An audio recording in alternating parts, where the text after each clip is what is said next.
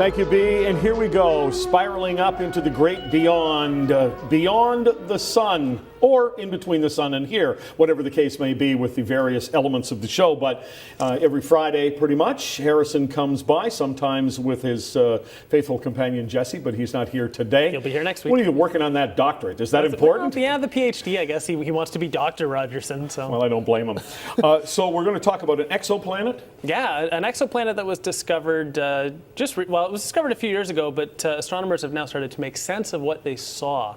This is a planet that's about between 10 and 40 times the size of Jupiter, so a big gas giant. What's exoplanet mean? An exoplanet simply means a planet orbiting a star other than our own. So this is a planet in another solar system. All right. And actually what we're seeing here on the screen is actually the data that they used to find this exoplanet, and it is something they discovered using the transit method. So that means the planet crosses between us and the star. Okay. And in looking at this, when you have that transit, you get a little dip in the brightness of the star because it's casting just a tiny shadow. And that's what's being graphed out there. And that's what's being graphed out there. But that's not just a planet. If you look at that, that sort of looks like a ring system, doesn't it? Yeah. Yes, it does. And it turns out that ring system there. This is here. We'll look at this closely now. As the rings passed in front of this star, you had this sort of interesting pattern in the dip in the brightness and the shadow that was being cast. And so astronomers didn't really know what they were looking at in this data, but they figured out just recently that what they were seeing was a planet with a massive ring system. So this is a ring system sort of like Saturn has rings, except the rings on this exoplanet that's about 400 light years away is about 200 times the size of Saturn's rings. So if Saturn had rings that size, they'd extend halfway to Jupiter. Okay. So we're talking a big ring system here. That's Saturn there, isn't it? Well, no, this is an artist's impression of what this massive ring system would look like. Is this something they just intuited from the signals they're getting? Well, yeah, they look at this data and they can see on the chart that the star is getting a little darker, it's getting that little shadow, and that's how they intuit that there's planets passing in front of it. But the way that it was dipping was unlike something they had seen before. And so they're looking at this data actually for a number of years, and they've now just sort of come to, it's rings. And it's actually a young system as well. So this is a ring system that's only about 15, 20 million years old, and so it could be rings that are actually in the process of forming moons, because this is, I think, how Saturn's moon, some of them formed as well. It used to be bigger rings, and then it condensed, and some of it became moons. All right. So now, despite the fact that this is called Beyond the Sun, and we look at what's happening as in incidents like you're just talking about, now all of a sudden you're coming back to Earth. Yes, back to Earth, very cold place, Antarctica, where people, of course, go on expeditions to look at things in the ice and below the ice. And there's an expedition that was there this January, and they drilled through almost a kilometer of ice, about 1,000 kilometers inland from where the ice is a kilometer thick. Oh, it's thicker than that in some places. Okay. But where they were, it's chilly down there. But where they went, they drilled down through the ice down to where the continent meets the ocean. So way down, sort of like where a glacier starts to melt. So think of a beach, where the land meets the water. But of course, this is Antarctica, so there's a kilometer of ice on top of all that. When they got through, there's about 10 meters worth of water down at the bottom, and they expected maybe there'd be a few microbes and things like this, because of course there's no sunlight when you're a kilometer beneath the ice, and it's cold, and 1,000 kilometers away from the coastline where there's sunlight.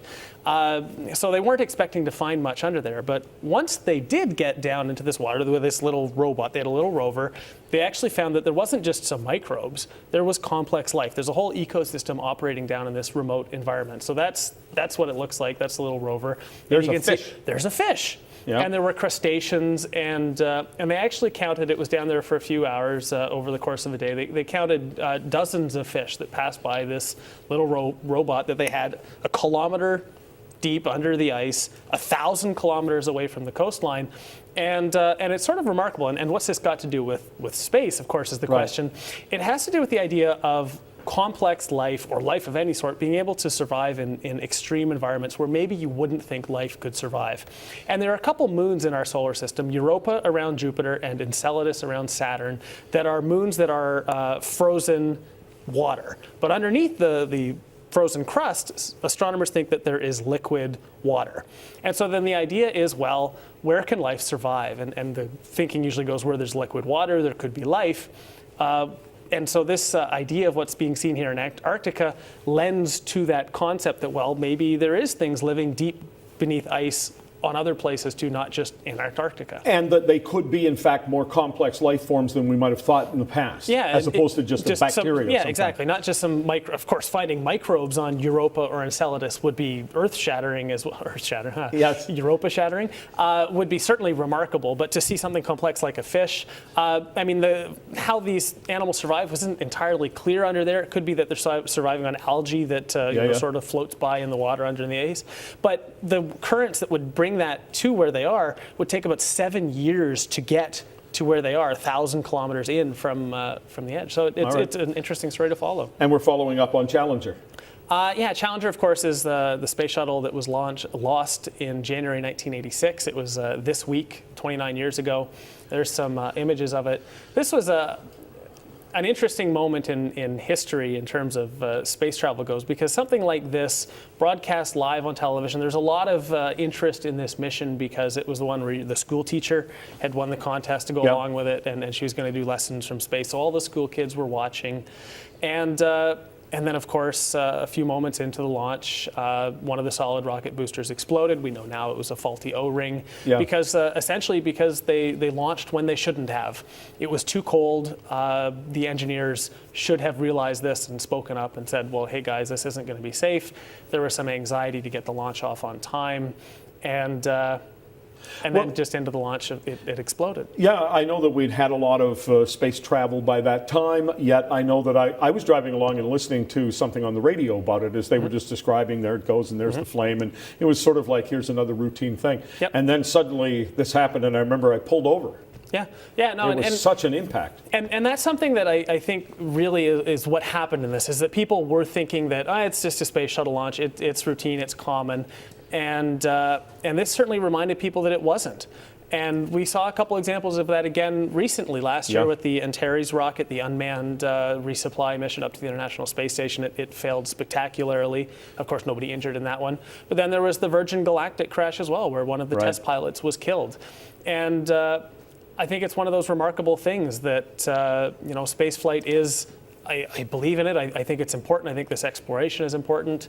But at the same time, it is something that is dangerous. And as these frontiers get pushed, as SpaceX pushes the boundaries to start looking at going to places like Mars, this is something that we have to consider. Before we run out of time, you wanted a personal moment? Oh, there's one of our loyal viewers is at home in Oshawa today. My grandmother, Catherine Roos, 92 years young this week. There she is there. A few years ago, we went into the Roos family archives to find a few of these photos. There's her and my grandfather from a number of years ago. So just wanted to wish her a happy birthday. And I like that one. That's actually me in the photo.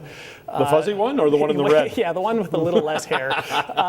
So just happy birthday, Grandma. Oh, and by the way, just to prove your fascination with space, show us your socks. Oh, yes. Ashley got me these for Christmas. These are my Beyond the Sun socks. With some nice planets on them. Oh, there's Saturn. Yep. Okay. Look at the spot Saturn's in now. All right. Thank you very much. Thanks, Jerry. See you next Friday.